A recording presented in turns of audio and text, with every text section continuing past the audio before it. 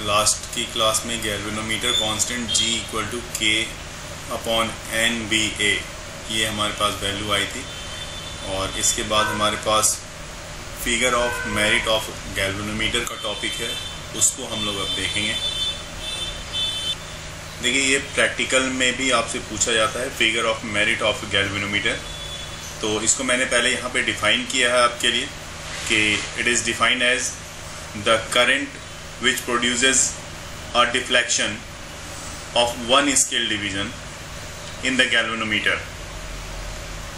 और इसको कैसे आप लिखोगे, तो ये तो इसकी डिफिनेशन हो गई। तो इसको आप लिखा जा सकता है इस तरह से, जैसे आप G जो आप लिखोगे कैपिटल G से इसको लिखोगे आप, तो कैपिटल G इक्वल टू आपके पास आएगा current per unit deflection, that means current मतलब I और पर यूनिट डिफ्लेक्शन मतलब अल्फा। और ये this one is equal to आपके पास आप लिख सकते हो K अपॉन NBA। ये वैल्यू आपको यहाँ पे देखने को मिलेगी। G की वैल्यू K बाय NBA है, तो उसी तरह से यहाँ पे जब आप G equal to I by alpha आप लिख रहे हो, तो जो वैल्यू है जब आप उसमें प्लेस करोगे तो यहाँ पे आपको मिलेगा K बाय NBA, ठीक है। और इसके बाद आप यहाँ पे देख सकते हो सेंसिटिविटी ऑफ गैल्वेनोमीटर।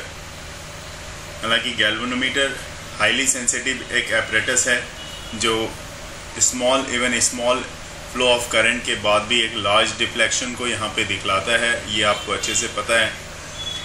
तो आप यहाँ पे समझ सकते हो इस बात को कि when galvanometer shows a large scale deflection, even a small current is passed through it or a small voltage applied across it is known as sensitivity of galvanometer। Galvanometer की सेंसिटिविटी को देखते हुए दो पार्ट में इसको हम लोग study करते हैं। एक होता है करंट सेंसिटिविटी और एक होती है यहाँ पे वोल्टेज सेंसिटिविटी। तो जब भी बात होगी करंट सेंसिटिविटी, तो डिफ्लेक्शन पर यूनिट करंट। तो डिफ्लेक्शन पर यूनिट करंट कहने का मतलब क्या पता है क्या हो गया, अल्फा बाय आई, इसको रिप्रेजेंट करोगे आप IS से, करंट सेंसिटिविटी को रिप्रेजेंट करोगे आप IS से, और ये IS इक्वल टू हो जाएगा alpha upon I, deflection per unit current alpha upon I.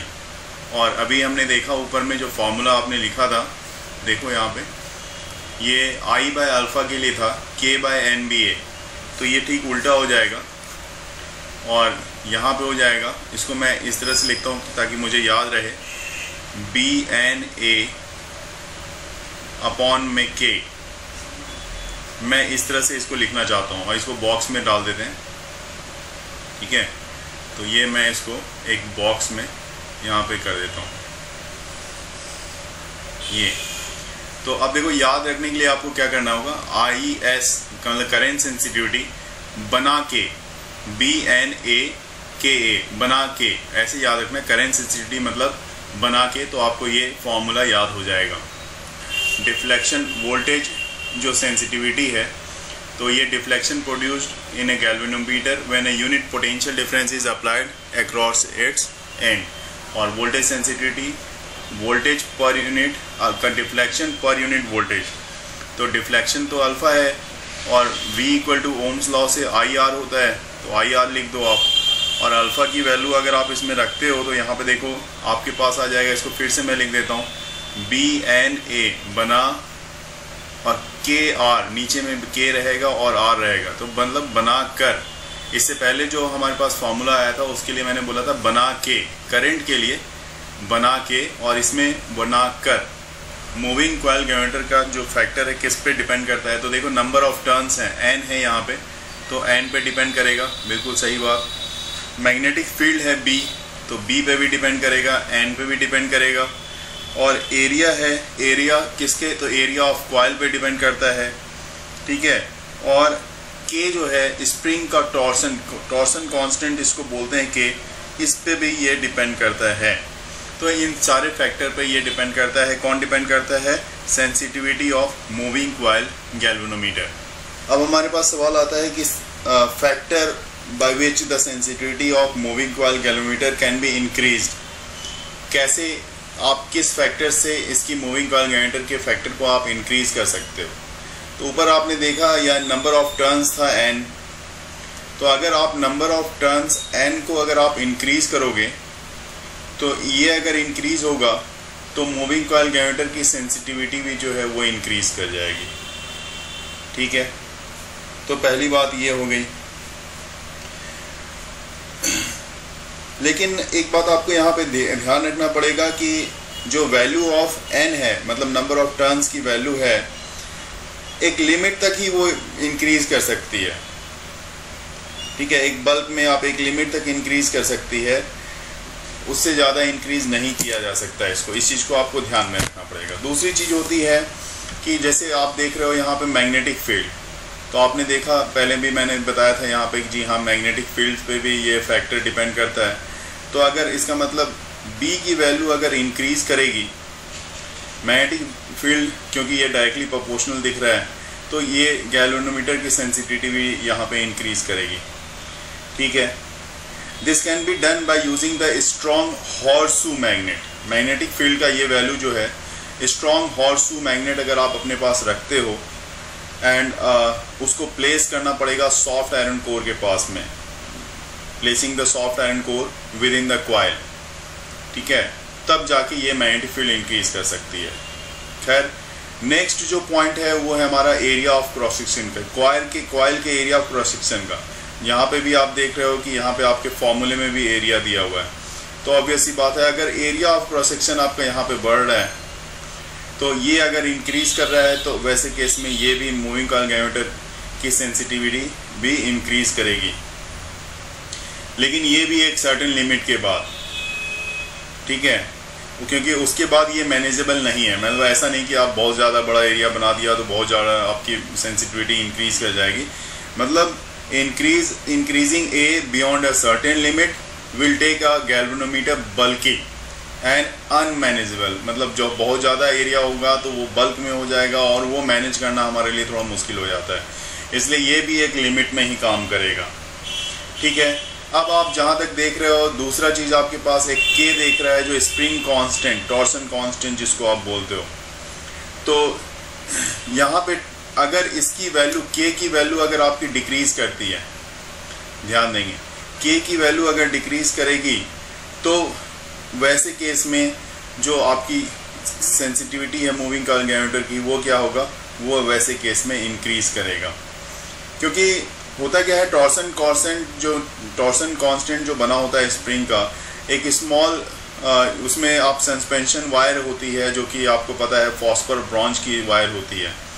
तो K ऐसे भी यहाँ पे इन्वर्सली प्रोपोर्शनल है। K अगर डिक्रीज करेगा तो सेंसिटिविटी, वोल्टेज सेंसिटिविटी जो है आपकी वो इंक्रीज करेगी।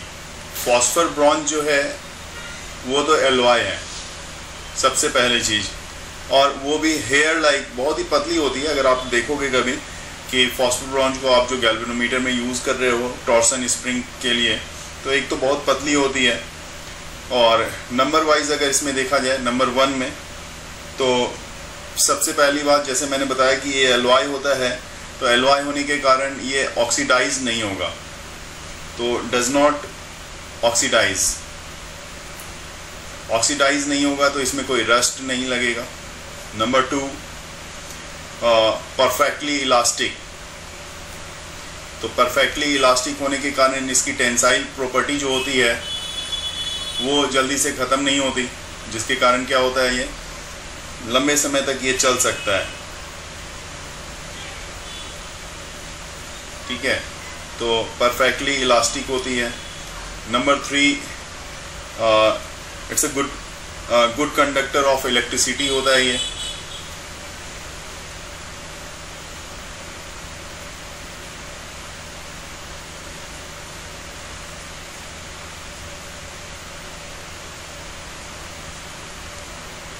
और नंबर 4, नॉन मैग्नेटिक होता है।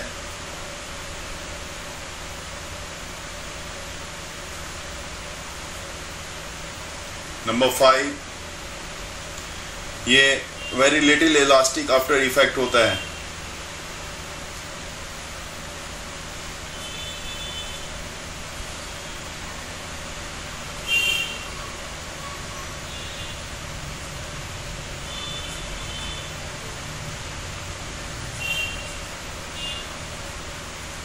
ठीक है,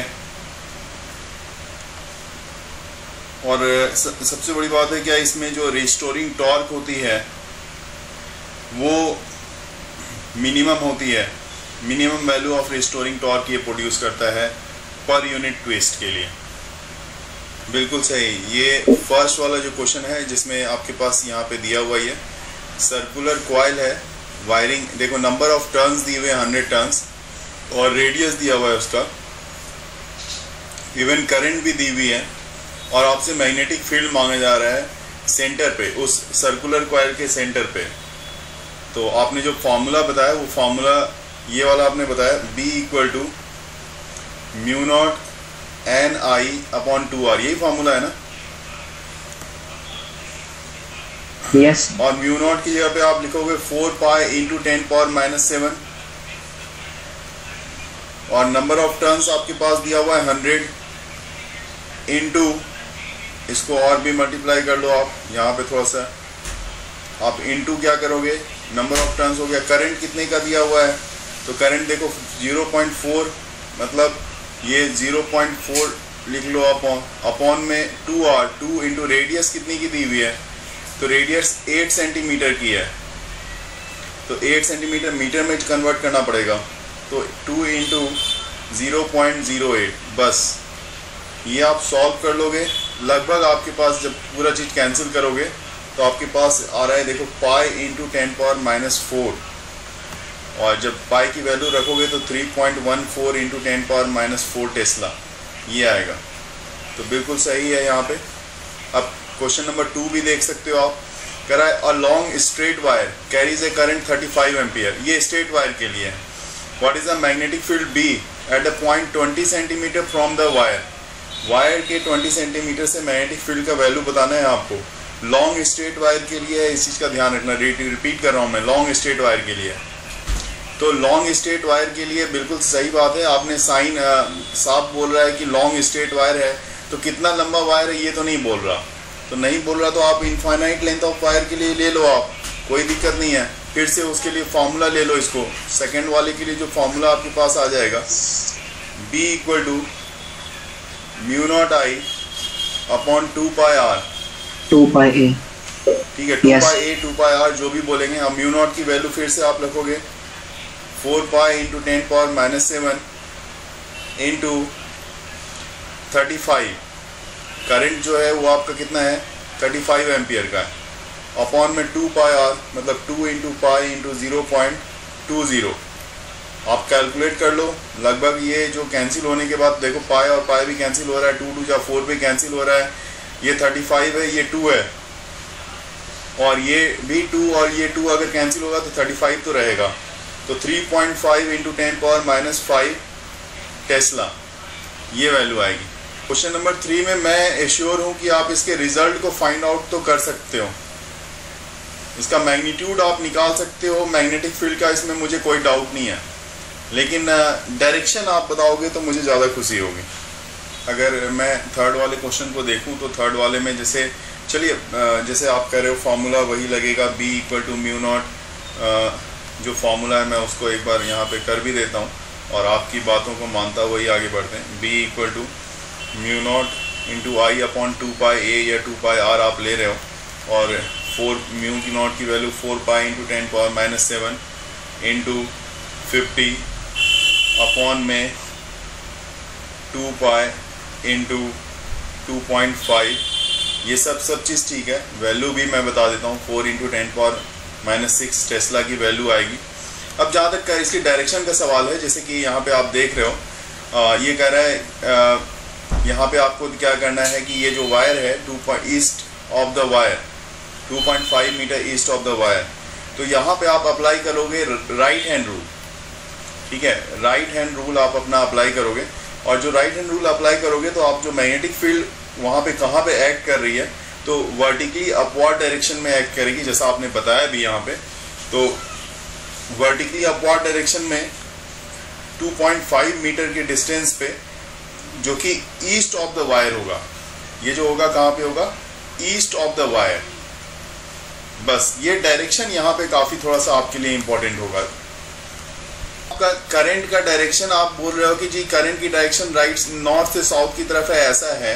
ये मैंने नॉर्थ इधर दिखाया है, साउथ इधर दिखाया है, और वेस्ट इधर है, ईस्ट वेस्ट, ईस्ट इधर है। तो ईस्ट की तरफ 2.5 सेंटीमीटर। तो यहाँ पे अगर आप राइट हैंड रूल लगाओगे तो आपको क्या मिलेगा, आप अपना थंब की डायरेक्शन, थंब तो इधर रखोगे, ये थंब है आपका, और रेस्ट जो 4 फिंगर है वो मुड़ता हुआ जब ईस्ट की तरफ आएगा तो नीचे से घूम के इधर से ईस्ट से बाहर की तरफ आएगा, आउटवर्ड डायरेक्शन में आएगा। तो मैंने बोला भी वहां पे कि ये क्या होगा, आपका वर्टिकली अपवर्ड डायरेक्शन में आएगा। ईस्ट की तरफ जो होगा वर्टिकली अपवर्ड डायरेक्शन में होगा। और दूसरी बात, वो डायरेक्शन किधर हो गया, तो 2.5 मीटर ईस्ट की डायरेक्शन में हो गया, राइट ना। हर केस में आप हमेशा इस पूरे चैप्टर में नॉर्थ इस तरफ, ठीक है, जो मैं बता रहा हूँ उस चीज को फॉलो करना, तो आपको डायरेक्शन में प्रॉब्लम नहीं आएगी। नॉर्थ इस तरफ, साउथ इस तरफ, और बाकी जो है इस तरह से आप यहाँ पे दिखाना। ये जो मैं ईस्ट और वेस्ट ले रहा हूँ, तो ईस्ट नीचे की तरफ और वेस्ट ऊपर की तरफ, ईस्ट नीचे की तरफ, वेस्ट ऊपर की तरफ, इस तरह से दिखाओगे तो आपको सारे पूरे चैप्टर में ये बड़ा हेल्पफुल होगा आपके लिए। तो 4.4 में कह रहा है horizontal overhead power line carries a current 90 ampere in a east to west direction. देखिए current east to west direction में जा रहा है। अभी डायरेक्शन पहले आप ड्रॉ कर लो, ठीक है, ऐसे डायरेक्शन ड्रॉ कर लेते हैं। डायरेक्शन में आप जो भी पहले से हमने किया था, ये नॉर्थ है, ये साउथ है, ये ईस्ट है और ये वेस्ट है। तो आपका करंट का डायरेक्शन किधर है भाई, तो करंट की डायरेक्शन है ईस्ट टू वेस्ट। तो ईस्ट से वेस्ट की डायरेक्शन में करंट जा रहा है। मैं कलर चेंज कर लेता हूँ समझने के लिए, और यहाँ पे दिखा देता हूँ कि करंट जो है ईस्ट से वेस्ट ऐसा जा रहा है, ठीक है। ये करंट देख लिया मैंने, बाकी तो राइट हैंड रूल लगाना है, बाद में देखेंगे।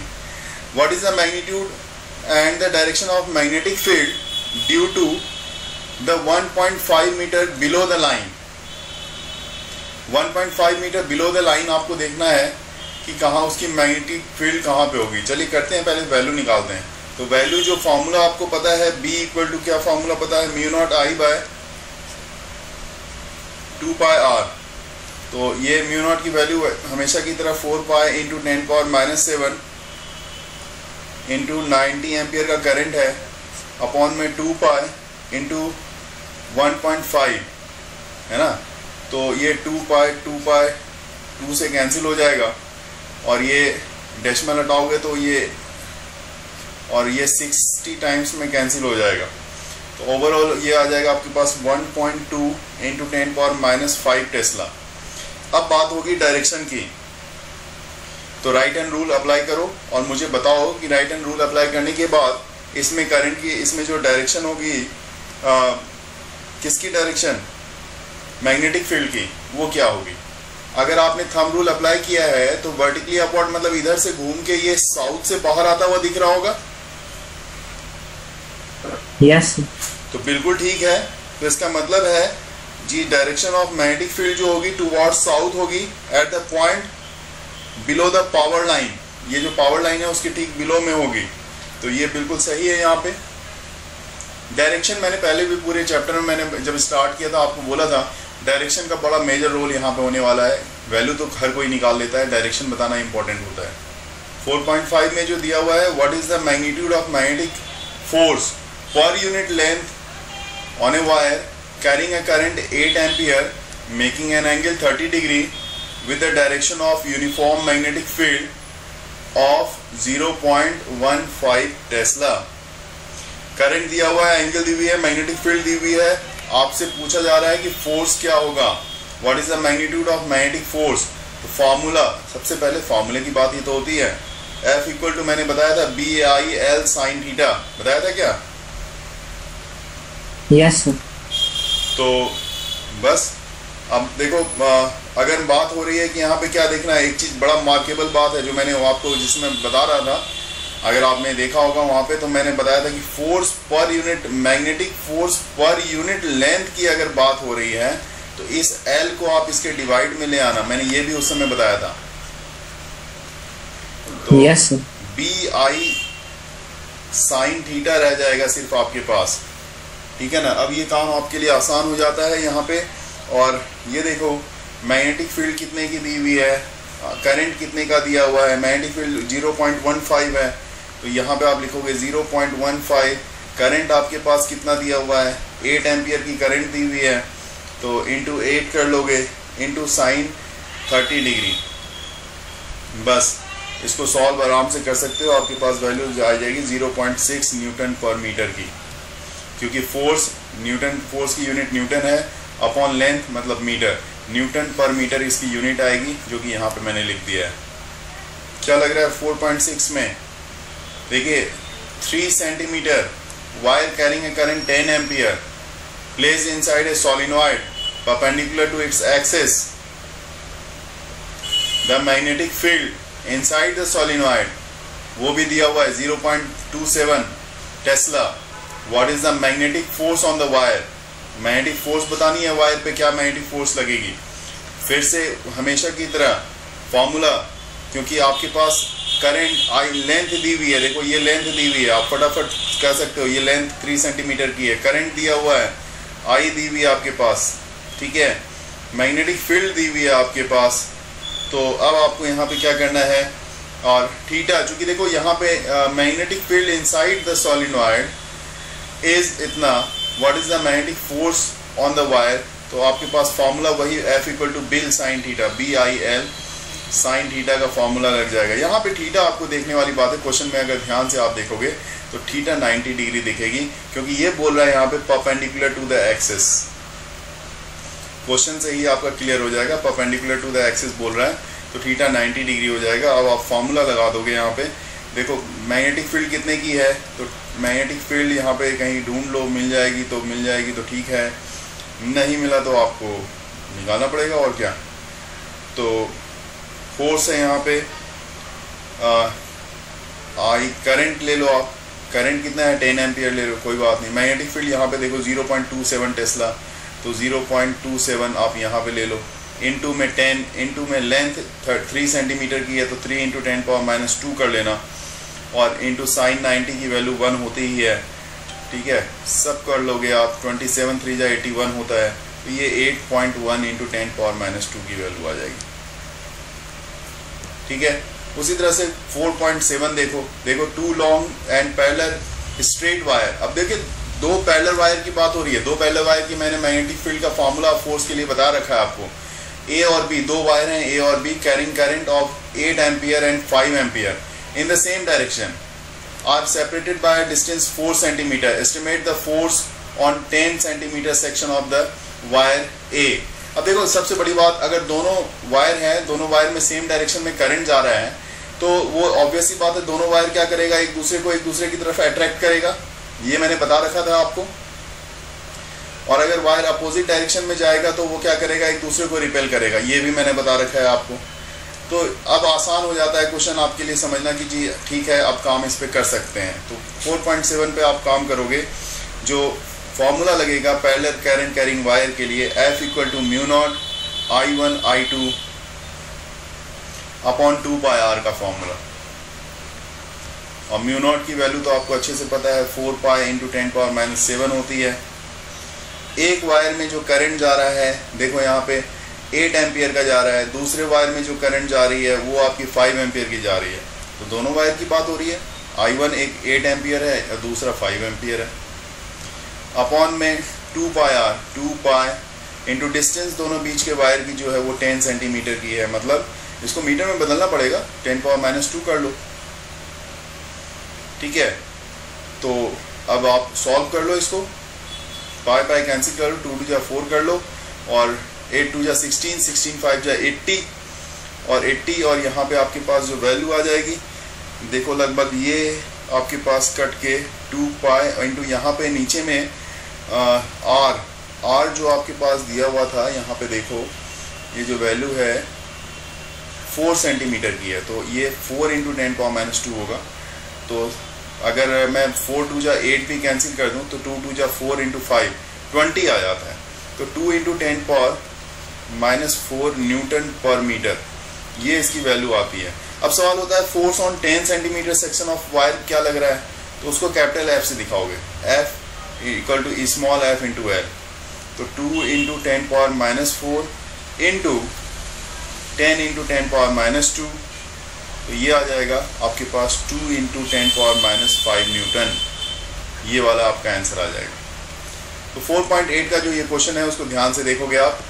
A closely wound solenoid 80 centimetre long, 5 layers की ये वायर है, वाइंडिंग 400 टर्न्स ईच, एक टर्न में 400 वाउंड है और 5 लेयर्स की ऐसी टर्न्स हैं। The diameter of the solenoid वो दिया हुआ है 1.8 सेंटीमीटर।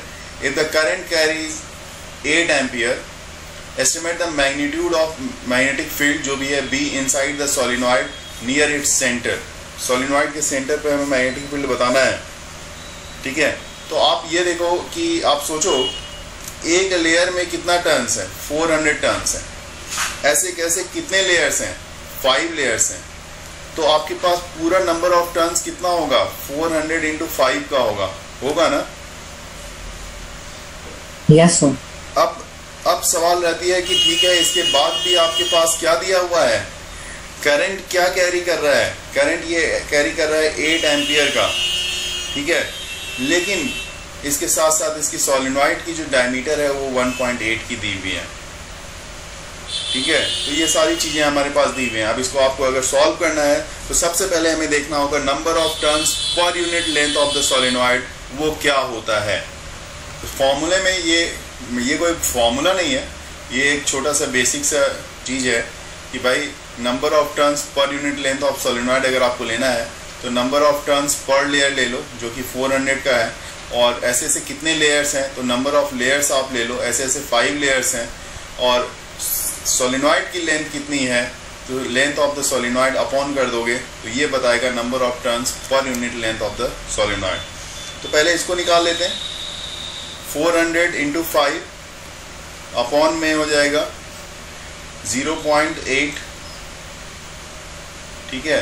तो 0.80 कर लो, this one is equal to हो जाएगा आपका 2500 पर मीटर।